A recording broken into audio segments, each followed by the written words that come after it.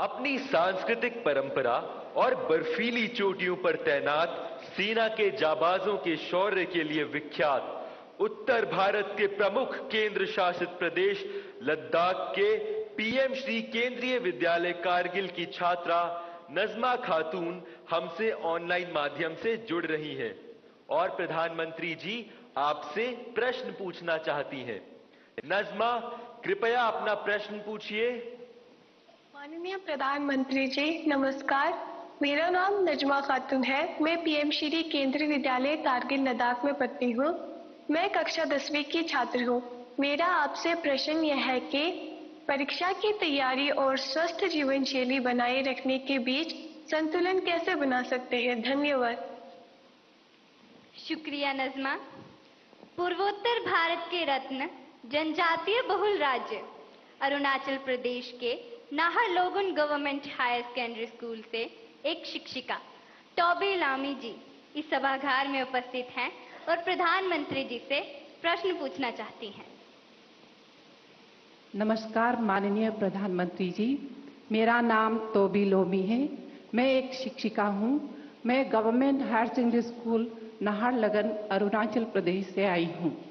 मेरा प्रश्न है, विद्यार्थी खेल कूद नहीं बल्कि पढ़ाई में मुख्य रूप से क्या और कैसे ध्यान केंद्रित कर सकते हैं? कृपया मार्गदर्शन करें। धन्यवाद सर। धन्यवाद मैम। प्रधानमंत्री जी, धीरज, नजमा और तोबी जी पढ़ाई और हेल्दी लाइफ में सामंजस्य कैसे स्थापित करें, इस विषय पर आपका मार्गदर्शन चाहते हैं।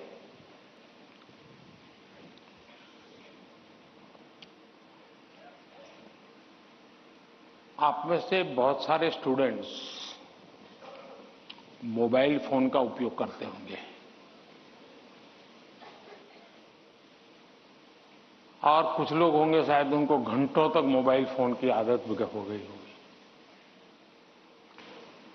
लेकिन क्या कभी ऐसा विचार आया मन में कि नहीं मैं रिचार्जिंग में फोन रखूंगा तो मेरा मोबाइल का उपयोग कम हो जाएगा, इसलिए रिचार्जिंग नहीं करूंगा। अगर रिचार्जिंग नहीं करूंगा तो मोबाइल काम करेगा क्या? करेगा क्या? तो मोबाइल जैसी चीज जो रोजमर्रा देखते हैं उसको भी चार्जिंग करना पड़ता है, नहीं करना पड़ता है? अरे जवाब तो दीजिए। रिचार्ज करना पड़ता है, नहीं करना पड़ता है? अगर मोबाइल को करना पड़ता है तो ये बॉडी को करना चाहिए कि नहीं करना चाहिए?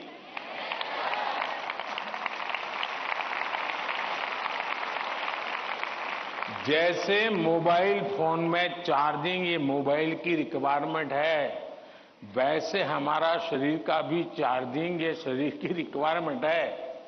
आप ऐसा सोचो कि नहीं पढ़ना है तो बस विंडो बंद, पढ़ाई, बाकी सब बंद, ऐसा कभी नहीं हो सकता है। जीवन ऐसे नहीं जी सकते हैं और इसलिए जीवन को थोड़ा संतुलित बनाना पड़ता है।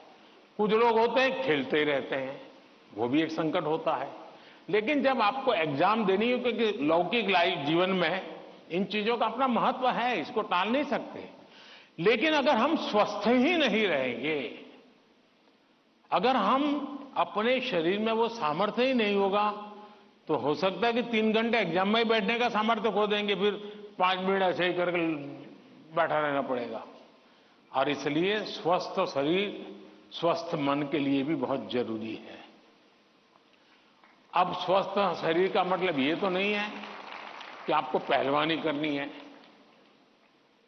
ये आवश्यक नहीं है, लेकिन जीवन में कुछ नियमितताएं होती है। अब आप कभी सोचिए कितना समय है जिसमें आप खुले आसमान के नीचे सनलाइट में बिताए हो। अगर आप चलो पढ़ना भी है तो किताब लेकर के सनलाइट में बैठो ना भाई थोड़ी देर। कभी कभी बॉडी को रिचार्ज करने में सनलाइट भी बहुत जरूरी होता है। क्या कभी कोशिश की नियम से कि भाई मैं दिन में कैसे भी करके इतना तो मौका निकाल दूं ताकि मुझे सनलाइट के साथ नाता रहे? उसी प्रकार से कितना ही पढ़ना क्यों ना हो, लेकिन नींद को कभी भी कम मत आंकिए। जब अपनी मम्मी हमको कहती हैं कि सो जाओ, तो उसका इंटरफियरेंस मत मानिए। ज्यादातर स्टूडेंट का ईगो इतना हर्ट हो जाता है कि तुम कौन होती हो, सो जाओ और मुझे कल एग्जाम देनी है, मैं सोऊंगा नहीं सोऊंगा, तुम्हें क्या लेना। ऐसा करते हैं ना घर में।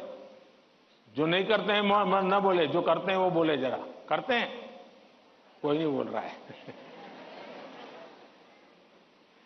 लेकिन ये पक्का है कि नींद के विषय में भी अगर एक बार रील पर चढ़ गए, एक के बाद एक रील देखते गए, छुपाना चाहते हो ना। कितना समय बीत गया पता नहीं, कितनी नींद खराब हो गई पता नहीं।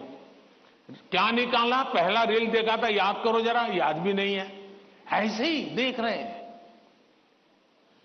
ऐसे हम नींद को बहुत कम आंकते हैं। आज आधुनिक हेल्थ साइंस जो है वो नींद को बहुत तवज्जो देता है। आप आवश्यक नींद लेते हैं कि नहीं लेते हैं, वो आपके स्वास्थ्य पर बहुत बड़ा महत्वपूर्ण है। आपको उस पर ध्यान केंद्रित करना चाहिए। इसका मतलब ये भी नहीं कि बस एग्जाम तो आती रहेगी। मोदी जी को मिला था, उसने कहा है सो जाओ। अभी यहां आर्टिस्टिक बोर्ड बनाओ और घर में घुसते ही लिखो सो जाओ, मम्मी पापा को दिखा दो सो जाओ। ऐसा तो नहीं करेंगे ना। कम नींद स्वास्थ्य के लिए अनुचित है। कुछ अपवाद लोग होते हैं जिनको उन्होंने अपने एक ऐसे स्टेज पर बॉडी को ले गए हैं, उनको शायद उससे बाहर होंगे। सामान्य मानवीय के जीवन के लिए अनुचित है। आप कोशिश कीजिए कि आपकी रिक्वायर जितनी भी नींद है वो आप पूरी लेते हैं, और ये भी देखिए कि साउंड स्लीप है कि नहीं। बहुत गहरी नींद होनी चाहिए। आप हैरान हो जाएंगे, ये जो टीचर बैठे हैं ना, बड़ी आयु के टीचर, ये सुनकर के जरूर चौंक जाएंगे। आज भी मैं इतना सारा मेरे पास काम है ना, आप लोगों जितना नहीं है।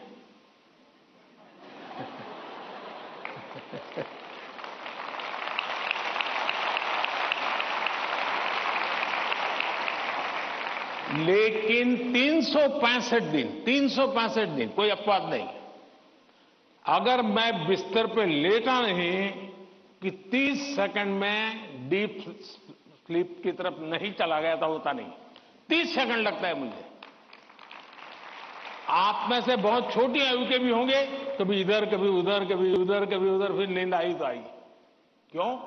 मेरा बाकी जो जागृत अवस्था का समय है उसमें बहुत जागृत रहता हूं मैं। तो जब जागृत हूं तो पूरी तरह जागृत हूं, जब सोया हूं तो पूरी तरह सोया हूं।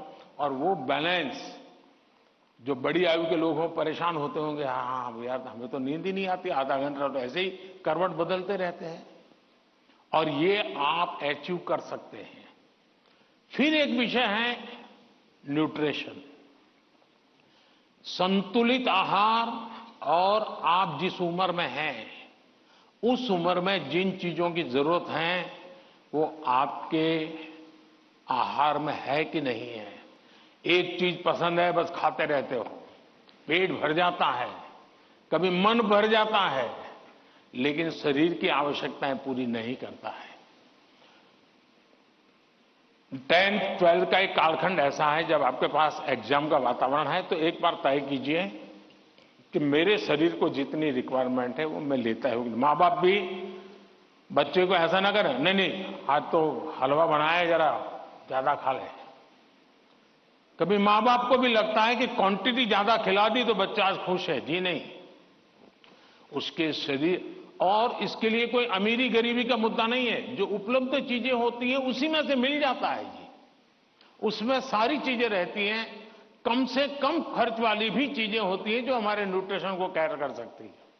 और इसलिए हमारे आहार में संतुलन ये भी स्वास्थ्य के लिए उतना ही जरूरी है। और फिर एक्सरसाइज, हमने पहलवानी वाली एक्सरसाइज करे या ना करे अलग बात है, लेकिन फिटनेस के लिए एक्सरसाइज करना चाहिए। जैसे डेली टूथब्रश करते हैं ना, वैसे ही नो कॉम्प्रोमाइज एक्सरसाइज करनी चाहिए।